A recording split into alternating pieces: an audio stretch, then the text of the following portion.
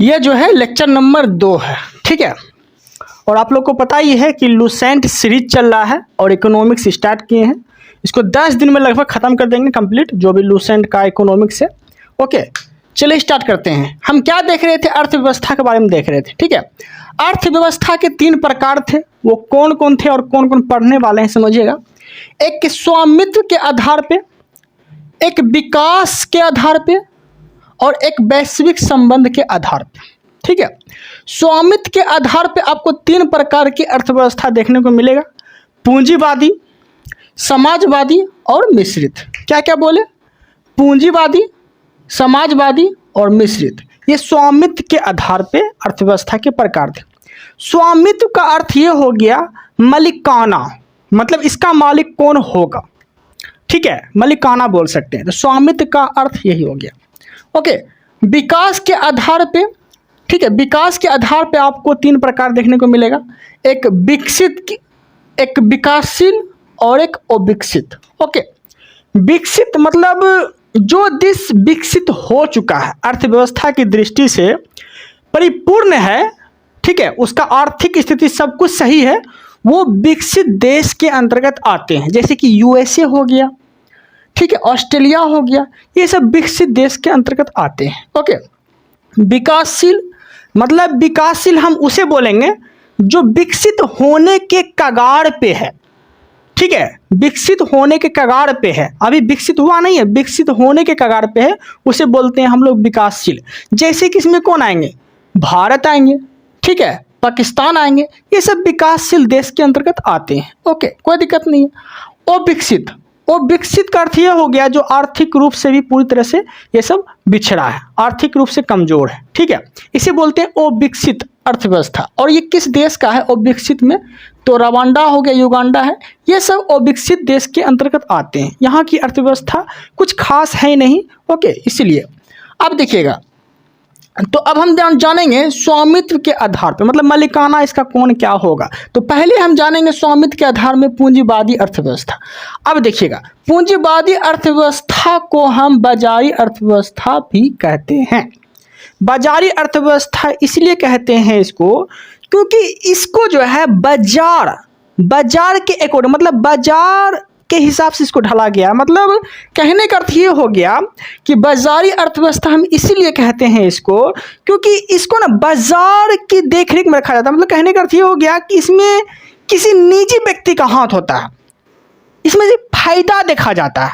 पूंजीवादी अर्थव्यवस्था में सिर्फ फायदा देखा जाता है, ठीक है। इसमें गरीब मर रहा है, गरीब को फायदा हो रहा है या नहीं हो रहा है, इससे उसको कोई मतलब नहीं है, बल्कि अपना निजी मतलब निजी जीवन में या फिर निजी कंपनी का बोल सकते हैं या प्राइवेट सेक्टर का बोल सकते हैं। ओके, इस सब को अगर फायदा हो रहा है तो इसी सब के अकॉर्डिंग में ये सब आते हैं पूंजीवादी अर्थव्यवस्था। ओके, कोई दिक्कत नहीं है। तो पूंजीवादी अर्थव्यवस्था बोल दिया तो क्या बोलेंगे? तो बाजारी अर्थव्यवस्था ही बोलते हैं पूंजीवादी अर्थव्यवस्था को। और इसमें नियंत्रण जो होता है किसी निजी व्यक्ति का होता है। जैसे कि जियो सिम ले लीजिए, किसका है? किसी निजी व्यक्ति का है, अंबानी का है, मुकेश अंबानी का है। ओके, तो ये सब किसके अंतर्गत आएंगे? पूंजीवादी आएंगे। पूंजीवादी मतलब कह सकते हैं कि पूर्ण रूप से प्राइवेट।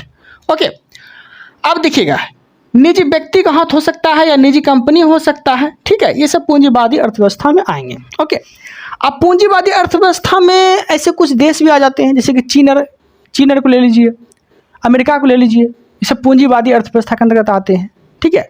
अमेरिका मुख्य रूप से जो है पूंजीवादी अर्थव्यवस्था के अंतर्गत आते हैं। ओके, अब देखिएगा, पूंजीवादी अर्थव्यवस्था का मुख्य उद्देश्य जो होता है ना, इसका मुख्य उद्देश्य होता है लाभ कमाना।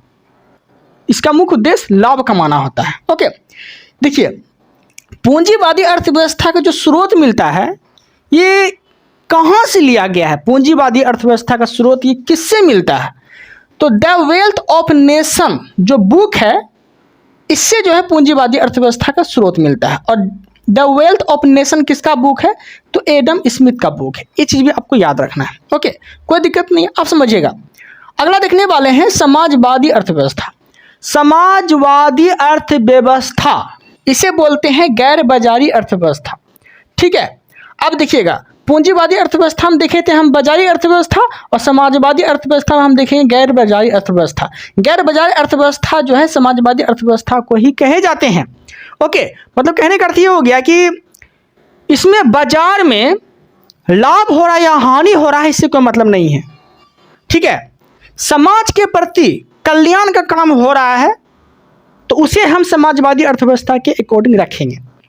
ठीक है, समाजवादी अर्थव्यवस्था का जो नियंत्रण होता है ये सरकार का नियंत्रण होता है। सरकार को अपना फायदा दिखे या ना दिखे उससे कोई मतलब नहीं है, लेकिन लोगों का भला होना चाहिए, समाज का कल्याण होना चाहिए। ये सब जो है समाजवादी अर्थव्यवस्था के अकॉर्डिंग इसे रखे जाते हैं। ठीक है, इसीलिए बोले जाते हैं गैर बाजारी अर्थव्यवस्था। इसमें बाजार को देख रेख में नहीं रखते हैं। ठीक है, बस लोग को फायदा होना चाहिए इसमें। ओके, अब देखिए इसे केंद्रीय नियोजित अर्थव्यवस्था भी कहे जाते हैं। केंद्रीय नियोजित अर्थव्यवस्था कहे जाते हैं समाजवादी अर्थव्यवस्था को, और इस पे पूरा नियंत्रण किसका होगा? सरकार का नियंत्रण होगा। किसका नियंत्रण होगा? सरकार का नियंत्रण होगा। देखते हैं कोई भी चीज अगर सरकार का, जैसे रोड अगर सरकार का है तो हम लोग कैसे चलते हैं? सीना तान के, भाई सरकार का रोड है, सबका अधिकार है, समाज कल्याण के लिए बना हुआ है। ठीक है, तो ये समाजवादी अर्थव्यवस्था में पूर्ण नियंत्रण सरकार का होता है, कोई दिक्कत नहीं है। आगे इसका मुख्य उद्देश्य क्या है? समाज कल्याण करना। तो ये चीज तो हम लिखे हैं, समाज के कल्याण के लिए जो है समाजवादी अर्थव्यवस्था का मुख्य उद्देश्य होता है, कोई दिक्कत नहीं है। इसके जनक, समाजवादी अर्थव्यवस्था के जनक पूछेगा आपसे, तो समाजवादी अर्थव्यवस्था के जनक कौन हो जाएंगे? तो हो जाएंगे कार्ल मार्क्स। समाजवादी अर्थव्यवस्था के जनक कार्ल मार्क्स को बोले जाते हैं। और कार्ल मार्क्स का एक बुक है, वो चीज भी आपको याद रखना है, दास कैपिटल। किसके द्वारा लिखा गया है? तो कार्ल मार्क्स के द्वारा ही लिखे गए हैं। ओके, कोई दिक्कत नहीं है। अब देखिए समाजवादी अर्थव्यवस्था को अपनाने वाला पहला देश, प्रथम देश कौन है? तो सोवियत संघ है। कौन है? सोवियत संघ है। और सोवियत संघ में जो पराशर से देश आते हैं वो रूस आते हैं, और रूस ही सबसे पहले समाजवादी अर्थव्यवस्था को अपनाए थे। कोई दिक्कत नहीं है, जिसे बोलते हैं यूएसएसआर। सोवियत संघ को क्या बोलते हैं? यूएसएसआर। कोई दिक्कत नहीं है, आप समझिएगा। इसी अर्थव्यवस्था को समवादी अर्थव्यवस्था भी कहे जाते हैं, लेकिन ये कहते कौन है? ये चीन कहते हैं। चीन के अकॉर्डिंग समाजवादी अर्थव्यवस्था को समवादी अर्थव्यवस्था का नाम दिया गया है। ओके, कोई दिक्कत नहीं है, तो समझ में आ गया। समाजवादी अर्थव्यवस्था को समवादी अर्थव्यवस्था कौन देश कहते हैं? तो चीन देश में कहते हैं, कोई दिक्कत नहीं है। अब देखिएगा, अब देखने वाले हैं हम लोग विकास के आधार पर। देखिए विकास के आधार पर हम आपको बता चुके हैं, विकास के आधार पर बता चुके हैं हम लोग। ओके, देखिए विकास के आधार पे एक विकसित थे, जिसमें कि विकसित देश में कौन आते थे? यूएसए आते थे, ऑस्ट्रेलिया आते थे। विकसित देश में विकासशील में कौन आते थे? भारत आते थे, पाकिस्तान आते थे। और वो विकसित में कौन कौन आते थे? रवांडा आते थे, युगांडा आते थे। ये सब देख लिए विकास के आधार पे। ओके, अब वैश्विक संबंध के आधार पे देखते हैं। वैश्विक संबंध के आधार पे आपको देखने को मिलेगा खुली अर्थव्यवस्था और बंद अर्थव्यवस्था। वैश्विक संबंध के आधार पे आपको दो प्रकार की अर्थव्यवस्था देखने को मिलेगा, खुली अर्थव्यवस्था और बंद अर्थव्यवस्था। ओके, खुली अर्थव्यवस्था का अर्थ ये हो गया जो स्वतंत्र रूप से कोई भी देश के साथ व्यापार कर रहा है या कर सकता है, इसे क्या बोलते हैं? खुली अर्थव्यवस्था। और खुली अर्थव्यवस्था कौन कौन देश में है? तो हांगकांग ले लीजिए, सिंगापुर ले लीजिए, यूएसए ले लीजिए, जर्मनी ले लीजिए, ये सब देशों में जो है खुली अर्थव्यवस्था है। ओके, वैश्विक संबंध के आधार पे कोई दिक्कत नहीं है। अब बंद अर्थव्यवस्था समझिएगा। बंद अर्थव्यवस्था किसे बोलते हैं? तो बंद अर्थव्यवस्था हम उसे बोलेंगे जहां आयात और निर्यात दोनों शून्य हो। मतलब कहने का अर्थ ये हो गया कि अपना सामान ही उपजाएंगे और अपने देश में ही सामान बेचेंगे, मुझे कोई देश से कोई मतलब नहीं है। जैसे कि उत्तरी कोरिया की जो अर्थव्यवस्था है ये बंद अर्थव्यवस्था है। ये कोई भी देश पे निपुण नहीं है, कोई भी देश से मतलब नहीं रखता है। ये अपना खुद उपजाते हैं, चाहे आलू हो, गोभी हो, कुछ भी हो, ये अपना स्वयं पैदा करते हैं। ठीक है, तो यहाँ पे कैसी अर्थव्यवस्था है उत्तरी कोरिया में? तो उत्तरी कोरिया में बंद अर्थव्यवस्था है, जहाँ आयात निर्यात शून्य हो, कोई आन जान नहीं हो, बंद हो, इसे बोलते हैं बंद अर्थव्यवस्था। कोई दिक्कत नहीं है। एक होते हैं मिश्रित अर्थव्यवस्था। मिश्रित अर्थव्यवस्था किसे बोलेंगे? मिश्रित अर्थव्यवस्था का अर्थ ये हो गया मिक्स। मतलब क्या हो गया? सरकारी कंपनी भी काम करेंगे और प्राइवेट कंपनी भी काम करेंगे, सरकारी बसें भी चलेंगे, प्राइवेट बसें भी चलेंगे, सरकारी स्कूल भी खोलेंगे, प्राइवेट स्कूल भी खोलेंगे, ठीक है, सरकारी मास्टर भी होंगे, प्राइवेट मास्टर भी होंगे, ठीक है, टीचर जिसे बोलते हैं। तो जो भी सरकारी हो प्राइवेट हो, दोनों मिलके जो काम करते हैं एक ही देश में, उसे बोलते हैं मिश्रित अर्थव्यवस्था, जो कि आपको भारत में देखने को मिलेगा। भारत में कैसी अर्थव्यवस्था है? तो मिश्रित अर्थव्यवस्था। ओके, कोई दिक्कत नहीं है। अब देखिएगा, मिश्रित अर्थव्यवस्था को एक व्यक्ति थे, उसका नाम थे एपी लर्नर। एपी लर्नर के अनुसार जो है मिश्रित अर्थव्यवस्था को क्या बोला गया है? बोला गया है कंट्रोल इकोनॉमी, ठीक है। एपी लर्नर के अनुसार जो है मिश्रित अर्थव्यवस्था को कंट्रोल्ड इकोनॉमी कहा गया है। ओके, तो आपसे क्वेश्चन पूछेगा कंट्रोल्ड इकोनॉमी कौन कहे थे? तो एपी लर्नर कहे थे मिश्रित अर्थव्यवस्था को। कोई दिक्कत नहीं है। आप समझिएगा, मिश्रित अर्थव्यवस्था के जनक पूछेगा आपसे, मिश्रित अर्थव्यवस्था के जनक कौन है? तो मिश्रित अर्थव्यवस्था के जनक जो है वो है जॉन किनार्ड किन्स। जॉन किनार्ड किन्स जो है मिश्रित अर्थव्यवस्था के जनक माने जाते हैं। कोई दिक्कत नहीं है। अब समझिएगा, देखिए, इसे अपनाने वाला पहला देश, मिश्रित अर्थव्यवस्था को अपनाने वाला जो देश है, वो कौन कौन देश इसे मिश्रित अर्थव्यवस्था को अपनाए हैं? तो याद रखिएगा, ये इंडिया, मलेशिया, इंडोनेशिया, ये सब में जो है, ये सभी देशों में मिश्रित अर्थव्यवस्था है। सभी ये सब देशों में दोनों मिलकर काम करते हैं, एक प्राइवेट सेक्टर हो या फिर गवर्नमेंट सेक्टर हो, कुछ भी हो, ठीक है, दोनों मिलकर काम करते हैं, उसी को बोलते हैं मिश्रित अर्थव्यवस्था, जो कि आपको इंडिया में, मलेशिया में, इंडोनेशिया में, ये सब देशों में आपको देखने को मिलेगा। कोई दिक्कत नहीं है। अब देखिएगा, इसमें कंडीशन है। कंडीशन क्या है? इसमें सरकारी का हिस्सा, मतलब सरकार का जो हिस्सा होगा 51% होना चाहिए। सरकार का हिस्सा 51% होना जरूरी है, तभी उसे मिश्रित अर्थव्यवस्था के अंतर्गत रखेंगे, ठीक है, कोई दिक्कत नहीं है। समझ में आ गया होगा आप लोग को। अब देखते हैं हम लोग अर्थव्यवस्था के क्षेत्र, अर्थव्यवस्था के क्षेत्र देखते हैं। इसमें आपको प्रथम क्षेत्र, द्वितीय क्षेत्र और तृतीय क्षेत्र देखने को मिलेगा। कोई दिक्कत नहीं है। प्रथम क्षेत्र समझिए, प्रथम क्षेत्र किसे बोलते हैं? प्रथम क्षेत्र हम उसे बोलेंगे जो प्रकृति पे निर्भर हो, ठीक है, जो प्रकृति के हिसाब से उसका निर्माण हुआ है, वो प्रथम क्षेत्र के अंतर्गत आएंगे, ठीक है। जैसे कि कृषि, कृषि किसके अंतर्गत आएंगे? प्रथम क्षेत्र के अंतर्गत आएंगे, क्योंकि कृषि करने के लिए क्या क्या चाहिए? प्राकृतिक चीज चाहिए। पानी कहाँ से आया? प्राकृतिक है। पानी कोई बनाया तो नहीं है, पानी कहाँ से आया? प्राकृतिक है। गेहूं, चावल जो भी है, ये प्राकृतिक रूप से ये उपजाए जाते हैं। ओके, तो ये सब प्रथम क्षेत्र के अंतर्गत आएंगे। तो कृषि हो गया। वानिकी, वानिकी मतलब क्या होगा? जंगल। जंगल क्या है? प्राकृतिक के अंतर्गत ही आते हैं। तो जंगल क्या हो गया? वानिकी क्या हो गया? ये सब क्या हो गया? तो ये सब प्रथम क्षेत्र के अंतर्गत आएंगे। ओके, जो प्रकृति पे निर्भर हो। पशुपालन, गाय, भैंस, बकरी, कुछ भी ले लीजिए पशुपालन में, कुछ भी, तो ये सब कहाँ से आया? ये सब प्राकृतिक रूप से मिला है लोग को, ठीक है। पशुपालन ये सब क्या है? ये सब प्रथम क्षेत्र के अंतर्गत आएंगे। मत्स्य पालन, मत्स्य पालन ये क्या है? मत्स्य क्या है? मत्स्य यार क्या है? तो ये सब प्रथम क्षेत्र के अंतर्गत आएंगे। खनन, खनन, खनन किसके अंतर्गत आएंगे? तो खनन भी प्रथम क्षेत्र के अंतर्गत ही आएंगे। ये सब क्या है? प्राकृतिक पे निर्भर है, तो ये सब प्रथम क्षेत्र के अंतर्गत आएंगे, ठीक है, प्रथम क्षेत्र, कोई दिक्कत नहीं है। अब देखिएगा, कृषि प्लस सहायक क्षेत्र इसे कहे जाते हैं। प्रथम क्षेत्र को कृषि प्लस सहायक क्षेत्र भी कहे जाते हैं, तो ये चीज भी आपको याद रखना है, कोई दिक्कत नहीं है। अब देखते हैं द्वितीय क्षेत्र। द्वितीय क्षेत्र में कौन आएंगे? विनिर्माण आएंगे। मतलब कहने के अकॉर्डिंग समझिए, जो प्रथम क्षेत्र की सहायता से जिसका निर्माण हो, उसे द्वितीय क्षेत्र में रखे जाते हैं।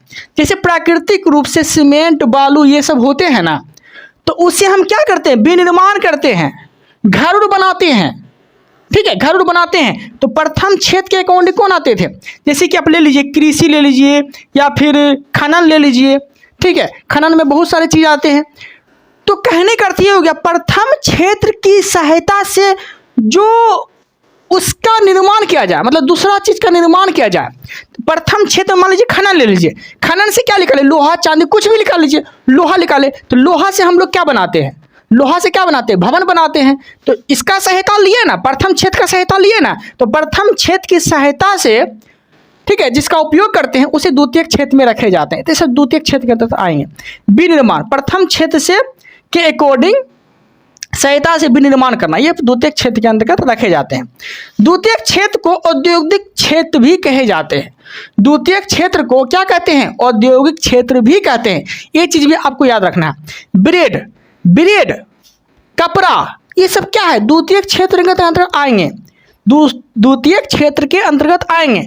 ब्रेड जो बनते हैं किससे बनते हैं, आटा से बनते होंगे। तो गेहूं और डायरेक्ट पैदा हो जाता है, उसको तो प्राकृतिक रूप से ढाला जाता है, कृषि करना पड़ता है।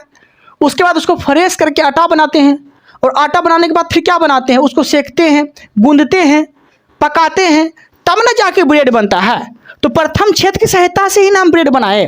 कपड़ा कहाँ से बना, सूती कपड़ा हो, कोई और कपड़ा हो, कैसे बना, उसको फ्रेश करके बनाया गया है। ओके, प्रथम छेद की सहायता से, कोई दिक्कत नहीं है। गैसर जो बनाए गए हैं ये किसके अंतर्गत आएंगे, द्वितीयक क्षेत्र के अंतर्गत आएंगे। क्योंकि गैसर जो होते हैं, गैसर में बहुत चीज का मिश्रण होता है, ये डायरेक्ट गैस नहीं बना है। ओके, इसको बनाया गया है प्रथम छेद की सहायता से। इलेक्ट्रिसिटी कैसे बन गया, कोयला से बनता है, बिजली कोयला से बनता है, पानी से बनता है। ठीक है, ऐसा तो नहीं है कि कोयला को ही सिर्फ आप बिजली कह सकते हैं, उसको तो बनाया गया है ना। तो कोयला मान लिया प्रथम क्षेत्र के अंदर आएंगे, खनन क्या हो गया, प्रथम क्षेत्र के अंतर्गत आएंगे। तो इसके अकॉर्डिंग मतलब कहने का अर्थ ये हो गया कि प्रथम क्षेत्र की सहायता से ही ना हम लोग इलेक्ट्रिसिटी बनाते हैं, पानी से, कोयला से। ठीक है, तो प्रथम क्षेत्र की सहायता से जो नया चीज का निर्माण किया जाता है उसे द्वितीयक क्षेत्र के अंतर्गत रखे जाते हैं, कोई दिक्कत नहीं है। अब तृतीयक क्षेत्र समझिएगा। तृतीयक क्षेत्र का अर्थ ये हो गया, ठीक है, जो आप कार्य करेंगे, मतलब कहने का अर्थ ये हो गया कि जैसे हम पढ़ा रहे हैं, तो वही चीज बोला गया है कि जो आप कार्य करेंगे दिखाई नहीं देगा। ओके, जैसे कि डॉक्टर लोग जो सुई देते हैं, क्या आपको दिखाई देता है कितना का सुई है, कितना का नहीं है, दिखाई नहीं देता होगा। मान लो 10 रुपये का सुई दिया, तो आपको लग रहा होगा कि 10 रुपये का सुई दिया, लेकिन उसको मिला होगा 5 रुपये में। ठीक है, मतलब कहने का अर्थ ये हो कि सेवा देना मतलब सेवा क्षेत्र को ही तृतीयक क्षेत्र के अंतर्गत रखेगा। हम पढ़ा रहे तो हम क्या दे रहे हैं, आपको सेवा दे रहे हैं। तो ये सब किसके अंतर्गत आएंगे, एजुकेशन तृतीयक क्षेत्र के अंतर्गत आएंगे। ओके, जो दिखाई नहीं देता हो तो हम लोग सेवा दे रहे हैं ना। चिकित्सा, डॉक्टर लोग क्या देते हैं, सेवा करते हैं, सेवा देते हैं, उसके बदले में आप क्या देते हैं, थोड़ा सा पैसा देते हैं, मतलब। ठीक है, ये सब सॉफ्टवेयर क्या है, ये सब सेवा देना हुआ। ओके, कोई दिक्कत नहीं है। अब समझिएगा, सेवा देना, इस क्षेत्र को क्या बोलते हैं, इस क्षेत्र को सेवा क्षेत्र भी बोलते हैं, याद रखिएगा। और सरकार को सबसे ज्यादा जीडीपी में जो मुनाफा होता है, सबसे ज्यादा जीडीपी जो प्राप्त होता है, ये तृतीयक क्षेत्र के अंतर्गत ही प्राप्त होते हैं। एजुकेशन में देखते हैं 18% जीएसटी लगा देता है सरकार। ठीक है, तो सबसे ज्यादा फायदा किस में हुआ, एजुकेशन में हुआ, तृतीयक क्षेत्र में हुआ, क्योंकि तृतीयक क्षेत्र तो तीसरे के अंतर्गत आते हैं। ठीक है, तृतीयक क्षेत्र के अंतर्गत आते हैं, सेवा क्षेत्र के अंतर्गत आते हैं। तो तृतीयक क्षेत्र को सबसे ज्यादा लाभ होता है सरकार को, जीडीपी में सबसे ज्यादा योगदान किसका है, तृतीय क्षेत्र का। ओके, अब देखते हैं हम लोग बेरोजगारी, कोई दिक्कत नहीं है, ये सब हम देख लिए। बेरोजगारी समझिएगा, बेरोजगारी किसे बोलते हैं समझिएगा। ये देश की आर्थिक समस्या है, देश की आर्थिक समस्या है, और लोग इससे बहुत सारा जूझ रहे हैं। ओके, अब समझिएगा, बेरोजगारी को जो माफ किया जाता है ये एनएसओ के द्वारा किया जाता है। एनएसओ एक संगठन है, ओके, संस्था है एनएसओ। इसके अकॉर्डिंग ये पता किया जाता है कि भारत में कितना बेरोजगारी है या अन्य देशों में कितना बेरोजगारी है। ओके, तो वैसे भारत का जो सर्वेक्षण करता है, बेरोजगारी का जो सर्वेक्षण करता है, ये एनएसओ ही करते हैं। इसका पूरा नाम होता है नेशनल सैंपलिंग सर्वे ऑर्गेनाइजेशन। ठीक है, कोई दिक्कत नहीं है। इसका स्थापना 1950 में हुआ था, कोई दिक्कत नहीं है। इसका हेडक्वार्टर कहाँ पड़ता है, तो न्यू दिल्ली पड़ता है। कहाँ पड़ता है, न्यू दिल्ली पड़ता है, कोई दिक्कत नहीं है। समझ में आ रहा होगा आप लोग को। अब समझिएगा बेरोजगारी के प्रकार समझिएगा। बेरोजगारी आपको 2 प्रकार देखने को मिलेगा, एक अनैच्छिक, एक ऐच्छिक। अनैच्छिक किसे बोलते हैं समझिएगा। प्रचलित मजदूरी, रोजगार ना होने पर काम करने की इच्छा। मतलब कहने का अर्थ ये समझिए, कहने का अर्थ ये समझिए, प्रचलित मजदूरी रोजगार ना होने पर, मतलब रोजगार क्या है, रोजगार नहीं है लेकिन आपको काम करने की इच्छा है।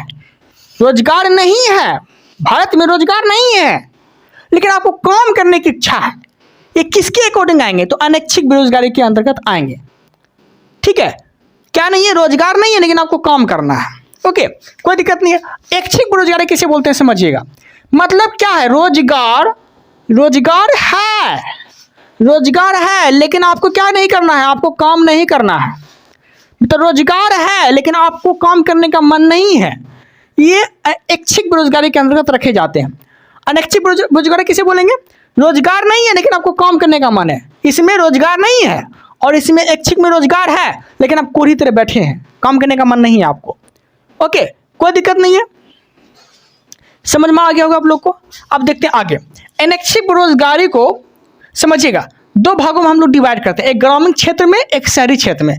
ग्रामीण क्षेत्र में आपको छिपी बेरोजगारी, प्रच्छन्न बेरोजगारी, अदृश्य बेरोजगारी और मौसमी बेरोजगारी देखने को मिलेगा। किसमें, ग्रामीण क्षेत्र में। अब समझिएगा, ग्रामीण क्षेत्र में जो छिपी बेरोजगारी होता है, प्रच्छन्न बेरोजगारी होता है, अदृश्य बेरोजगारी होता है, ये सभी बेरोजगारी को एक ही नाम है, सभी बेरोजगारी का क्या है, एक ही नाम है। आप छिपी बोल दीजिए, प्रच्छन्न बोल दीजिए या अदृश्य बोल दीजिए, तीनों का एक ही नाम है, कोई दिक्कत नहीं है। मौसमी बेरोजगारी अलग हो गया, मौसम के अकॉर्डिंग आपको काम मिलेगा। जैसे दुर्गा पूजा आ गया, दुर्गा पूजा में कोई फूकना बेच रहा है, कोई खिलौना बेच रहा है। ओके, तो ये सब क्या हो, मौसम के अकॉर्डिंग आपको जो काम मिलता है तो इसे बोलते हैं मौसमी बेरोजगारी। ऐसे आप बैठे रहते हैं, किसी की शादी का कार्ड रोज नहीं छपवाता है, शादी होगा तभी ना छपवाएंगे, शादी होगा किसी का तभी ना शादी का कार्ड छपाते हैं लोग, ऐसे तो बैठे रहेंगे, इसे बोलते हैं मौसमी बेरोजगारी। कोई दिक्कत नहीं। शिक्षिक बेरोजगारी, शिक्षा है आपके पास, आप पीएचडी कर लिए हैं शिक्षा में, लेकिन आपको काम क्या मिला, काम मिला चपरासी का, काम क्या मिला, चपरासी का काम मिला। ठीक है, इसे बोलते हैं शिक्षिक बेरोजगारी, जो आपको शहर में देखने को मिलता है। औद्योगिक बेरोजगारी, ये सब चीज जो है, ये सारा का सारा चीज जो है हम आगे क्लास में जानेंगे। ओके, फिलहाल इस वीडियो में इतना ही रखते हैं, मिलते हैं हम लोग अगले कंटेंट के साथ, अगले टॉपिक के साथ। आप लोग कंटिन्यूटी बना के रखिएगा। फिलहाल अभी इकोनॉमिक्स चला रहे हैं, लेकिन history, polity, geography, science complete खत्म करेंगे, स्टैटिक और सब कंप्लीट।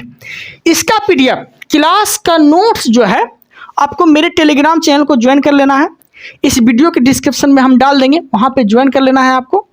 उसके बाद वहाँ पे जो है आपको पीडीएफ मिल जाएगा। ठीक है, और जितने भी लोग नए हैं चैनल को सब्सक्राइब कर लीजिएगा, ताकि पूरी तरह से जो लुसेंट खत्म करे वो आपको मिलता रहे वीडियो। ओके, ठीक है, thank you, thanks for watching.